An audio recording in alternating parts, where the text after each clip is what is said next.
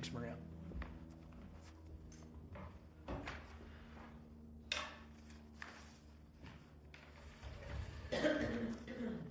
Probably don't want this pen anymore, Alicia's cap.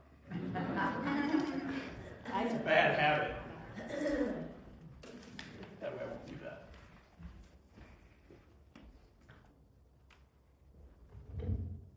So I recently saw this social media post that I found to be quite intriguing. Went something like this. There is not a biblical world view. What there is our worldview that we then read Scripture through. You see the difference? So we all have various experiences, and those experiences teach us or impact us on how we read Scripture and the stories there. That's basically what it does. So, many of you know this. If you don't, that's okay, I'll get right to it. My particular worldview, and you need to know that I am using first person today, even though everything is first person plural for we, but I'm choosing to do me or I's today. So my particular worldview has changed in the last couple weeks. Like, shit just gets different. That's it, right? Like, things just get different. Not necessarily terrible, and not necessarily great, but different. Like, everything is totally different. And it's pretty dramatic. Not necessarily, I don't think that my world has closed or necessarily opened, but it's totally different.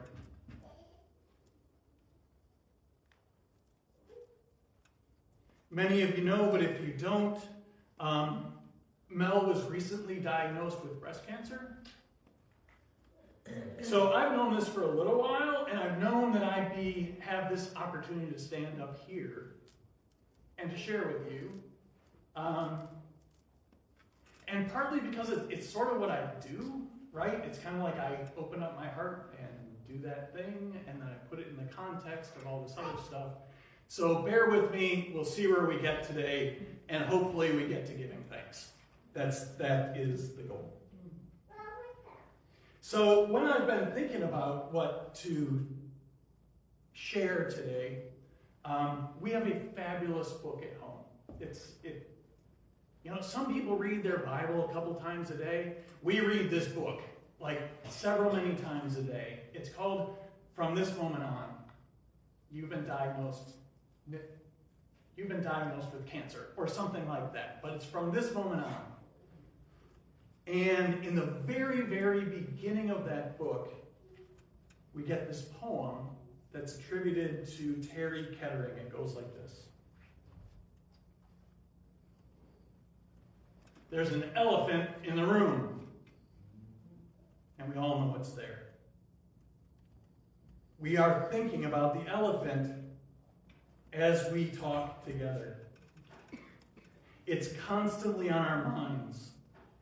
For you see, it's a very big elephant, and it hurts us all. But we do not talk about the elephant in the room.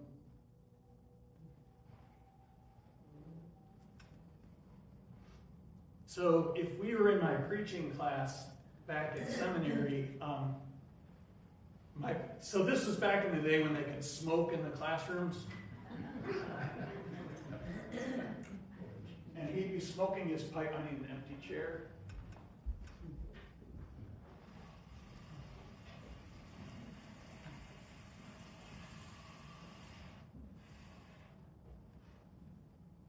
And if somebody ever said, we do not talk about an elephant in the room, that particular preaching instructor would put his pipe into his mouth, climb on the closest chair, pull up his old man pants as high as he could, and say, I can't say it. Here's the deal, though. If I ever say I give thanks for cancer, you're welcome to climb on a chair, pull your pants up as high as they will go, and yell baloney. Or whatever else there happens to be. Because it's not a good thing. And I don't give thanks for it. But back to the elephant. We are a family that doesn't shy away from things, and we don't beat around the bush. So if there's an elephant, not only do we talk about the elephant, we make sure that elephant is totally dissected and everybody knows exactly what's going on. Because that's how we deal with stuff. What we do is that we just lean into things. And the harder and harder that we lean into things, and the more struggles that we go through, eventually there's going to be a breakthrough. Somehow. That's not necessarily positive or negative, right? But there will be a breakthrough. So here's one. Anybody, this is a raise your hand, not rhetorical. Anybody ever been to a beach on an ocean or Lake Michigan or Lake Superior? Raise your hand. Piece of cake. Okay, this is great. So, I recently came across some old pictures of a spring break that we went to Cocoa Beach. And we went to spring break on Cocoa Beach according to Madison Metropolitan School District spring break, which was like March. So it was cold in Florida, especially on Cocoa Beach. And we were poor-ish. So we got like a super dive motel. But it was on the beach. But there was like this much room from our door like to the base, and sand came in all day and all night. It was ridiculous. But there was a beach. So I want to go to a beach, okay? Nothing on your feet. You go to the very edge of where the water starts lapping up, right? And you put your feet in just a little bit. And that water is so cold as it comes washing over your feet, right? Your toes do that and dig in. Your arches, if you remember, your arches and the muscles in your arches contract and go up. The water goes just behind your heel, and all the sand goes out from underneath your feet. That's what it was like when Mel called me when Stacy and I were having a planning day, and I heard about her cancer.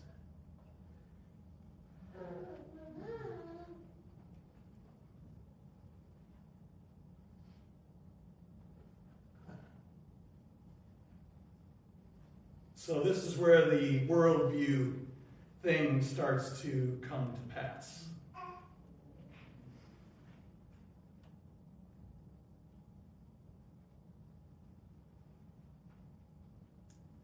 And what I can't do is I can't tamp down the fact that my spouse has breast cancer. Just like I can't tamp down the fact that I'm bipolar, my kids have lots of various mental illnesses and so forth. But in this particular time, I am not and cannot tamp down the fact that my spouse has breast cancer, which influences my worldview. And I'm not going to talk about it all the time. But today's the day I need to talk about it. Maybe for me, honestly, like this is like me. So talk about preaching to the choir, right? Like just so. And I won't be talking about it all the time.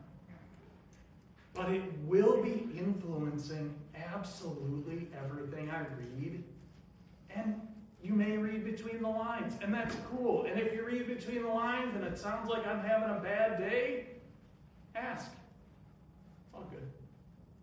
We don't shy away from that stuff. But let me talk about Bible. Here's a couple of examples of what has happened to me in my worldview and Scripture. So, the book of Job, I understand the entire thing now in a whole different way.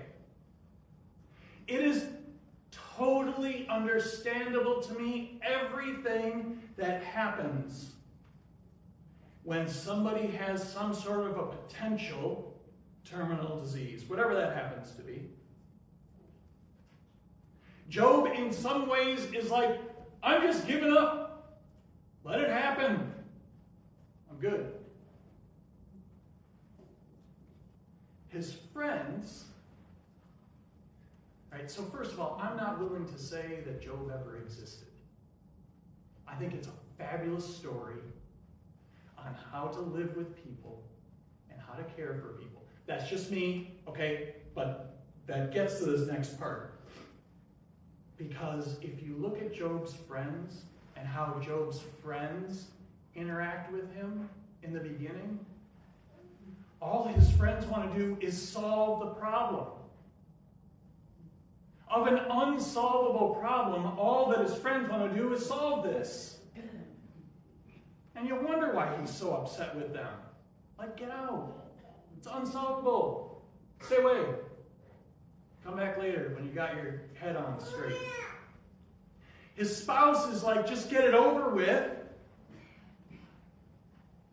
Can't say I haven't felt that way. I just try not to say it out loud. But then we get to the end of the book of Job and his friends. Now his friends do the right thing. All they do is sit. They just sit.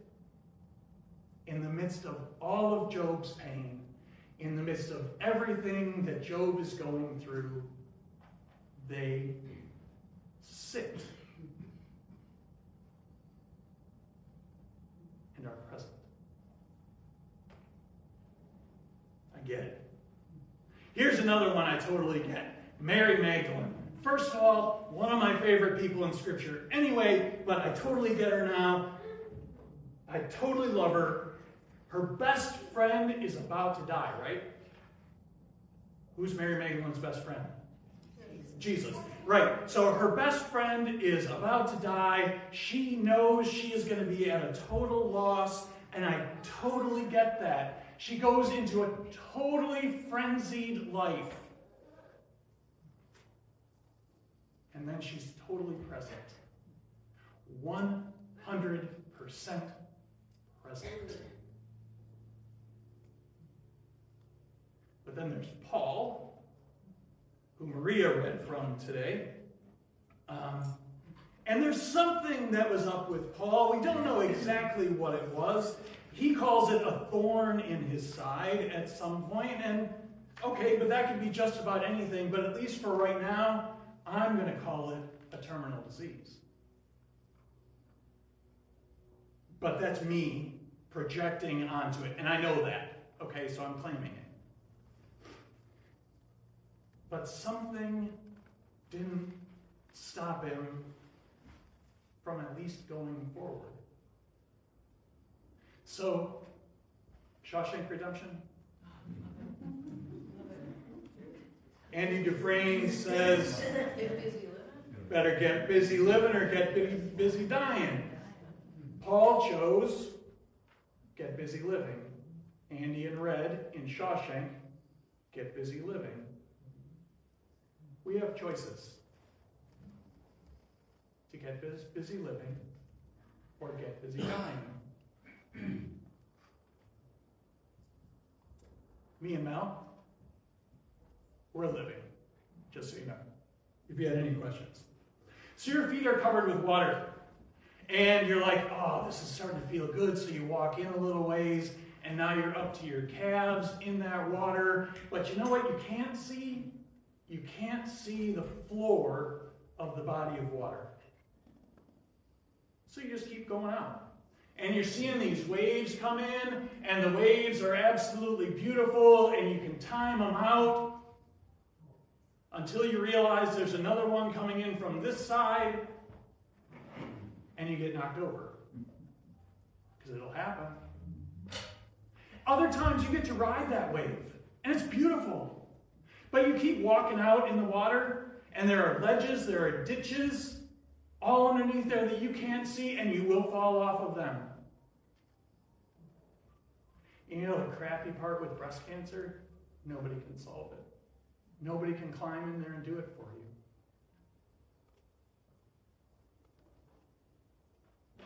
you. So, we get knocked down, we get back up. We have good weeks, we have bad weeks, we have great times, we have times. Today happens to be a good time because we don't have another appointment until next Friday, so it's like grace period. I guess that's something that we all know from credit cards, but this is like a period of grace, maybe is a better way to say it. So I talked about a worldview, I talked about an elephant, and I talked about cancer, but I haven't talked about giving thanks, which is really about what we're about today.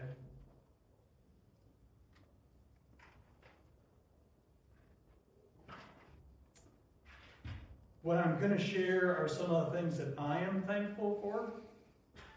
And my hope is that you can then extrapolate them into your own life situations.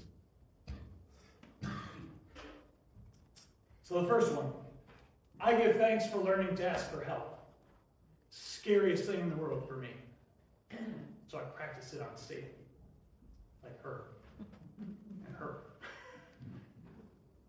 And when that goes okay, then it's like, okay, now I can ask him and her and her and them and her. Asking for help. And knowing that I have a faith community, that we have a faith community that'll be here to help us, I give thanks for that. This one is a little messed up, but I think you'll get it. The Buddha says that you can't really have compassion until you have truly suffered. I get that shit now. And I give thanks for it. I give thanks for the present moment, for being found by beauty and grace and compassion in what some people call our really, really odd places, like the tattoo parlor where the woman who did my most recent tattoo brought me in on her day off and spent hours with me. And who is now doing the same for my youngest today. That is weird compassion that you wouldn't find normally. A diner, a knitting group, Quick Trip cashier. What time is it? Oh, I got my watch on my other hand, that's why. That's what happens when you get new tattoos. I can't put my watch on my left hand. Forget I'm wearing it.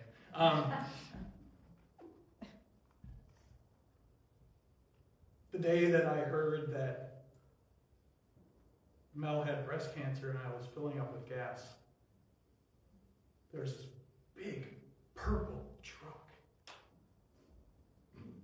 What is that truck? That's beautiful. It was like this periwinkle blue, purple thing that had all these different stuffs and names on it. I went over to read it. It's the breast cancer truck.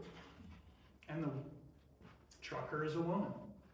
And she was getting out, and I said, "Can I take a picture of your truck? My wife just got diagnosed." She said, "Take as many pictures as you want, and God bless you. I've done it." That's some pretty solid stuff from a trucker. She was great. But you know what? as I was writing it, I shouldn't be surprised about this stuff at all. We've been training for 2 years to see God out there instead of in these four walls. So why was I surprised? Absolutely no reason. Right, Eric? It's all out there. It is out there. Surprised. So I give thanks for you guys all the time.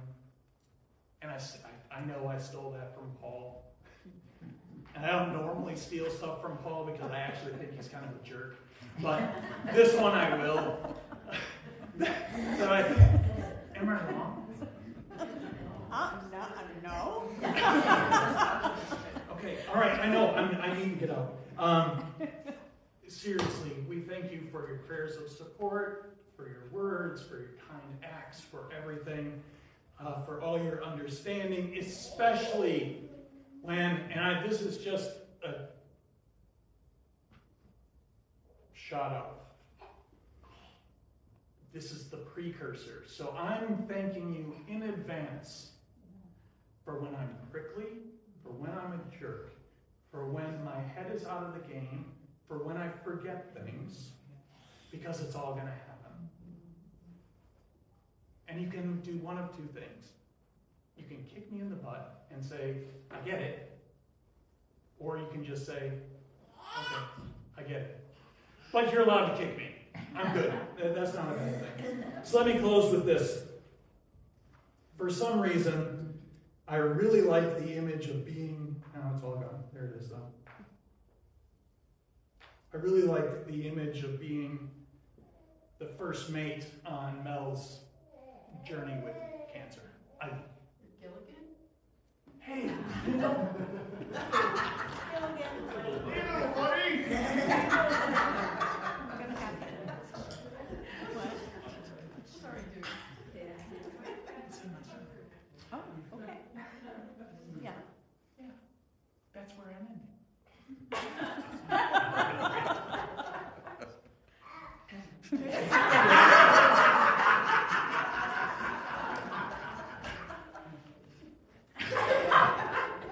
I love you guys so much. So yes, Gilligan. 100% Gilligan. Yes. But Jonah was first, and stuff was happening on that boat, and they threw him overboard. Paul's boat got shipwrecked on an island. They had no idea what to do. This is what it's like living with breast cancer. You get thrown overboard, you go to an island, you have no idea what's going on. But my favorite's Gilligan. Yes, Jenny. My favorite's Gilligan because they went on a multi-hour tour. They landed at some sort of an unknown island with a scientist and apparently some rich people. I'm going to toss in a doctor, but then there's a beauty queen, right? And because we live in Jefferson and it's sort of a farming community, like Marianne, maybe, I don't know. I'm not making coconut cream pie. I'm just saying that right now. I am not making coconut cream pie. That's all right. Neither of us like that, so that's all good. No, I remember that. I am not Marianne. So now we're all just sort of on this unknown island, taking a day at a time. So I give thanks when I can, and I toss in unconditional sobbing that you may or may not be privileged to. I have a lot of dark humor. And if you haven't figured it out, profanity. And at least in here, I try to keep it soft. I'm really thankful for a really great community. So, yeah, for this, as strikingly as weird as it may be, I'll give thanks today. Today I'll give thanks.